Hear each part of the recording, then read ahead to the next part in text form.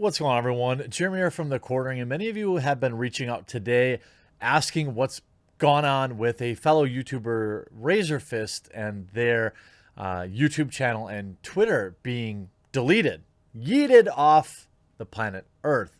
Now, based on the topics that Razorfist covers, when I first saw this, I thought, oh, another one bites the dust.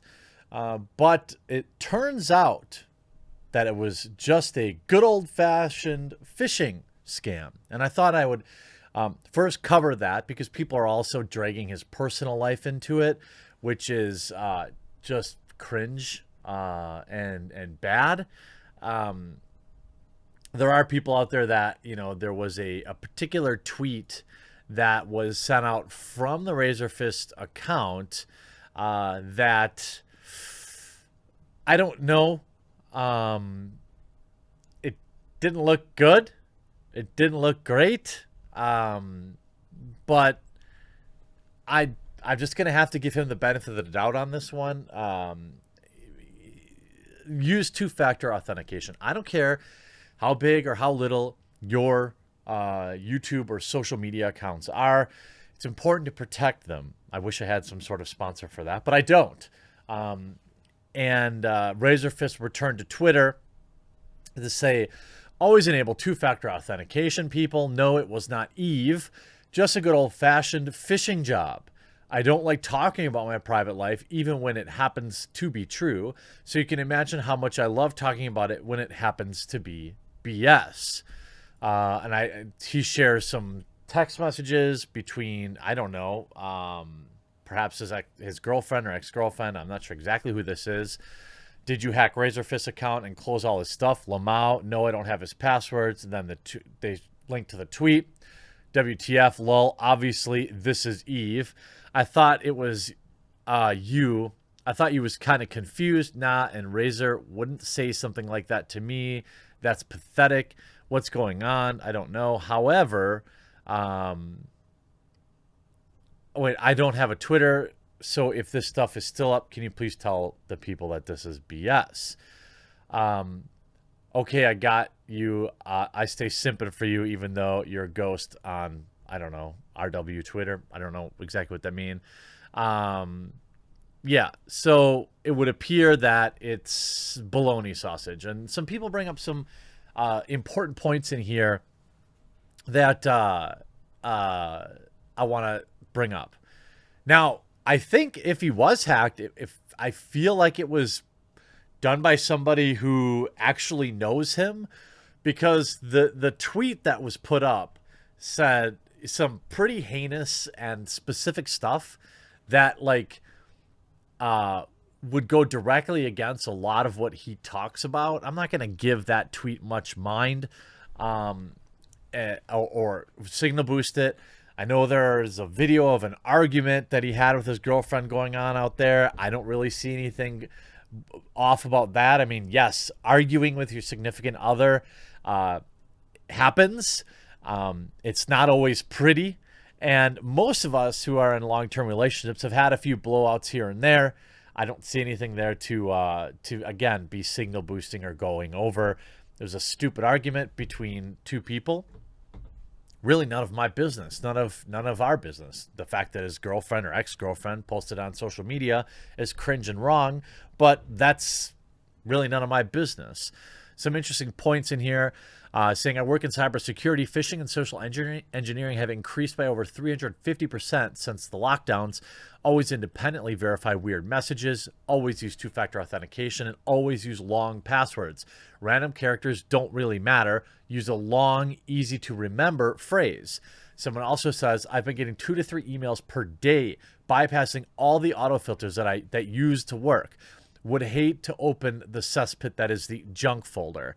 Learned early that if in doubt, delete and check the company directly via secure login servers a few days later.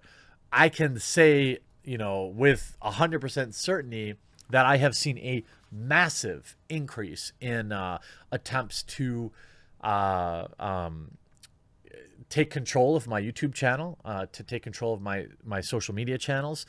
So much so that I actually changed my passwords again so they wouldn't be on my assistant's computer. Not that I'm worried about her logging in and doing something bad, but because it's really, really getting hard to tell the difference between a legitimate email and one that is complete spam. I'm actually going to show you one that I just recently got. I think if I saved it, this didn't occur to me at the time to make a video on it. I did post something on Twitter, but I'm going to show you what this kind of stuff looks like. Right. It came from Pandora, which is a legitimate sponsor. And it was, I don't know if maybe I can't find it here. I don't know if it was, somebody who was specifically trying to target me, or if it was, one of these phishing scams, but it's difficult to tell. And I'll show you, I know what to look for now. But ultimately, I think I deleted them. Yep, I deleted it. The way the message really just went was it started out saying, hey, we want to work with you. We're a sponsor, business inquiry kind of thing. It's very, very, I do have it. Okay. All right.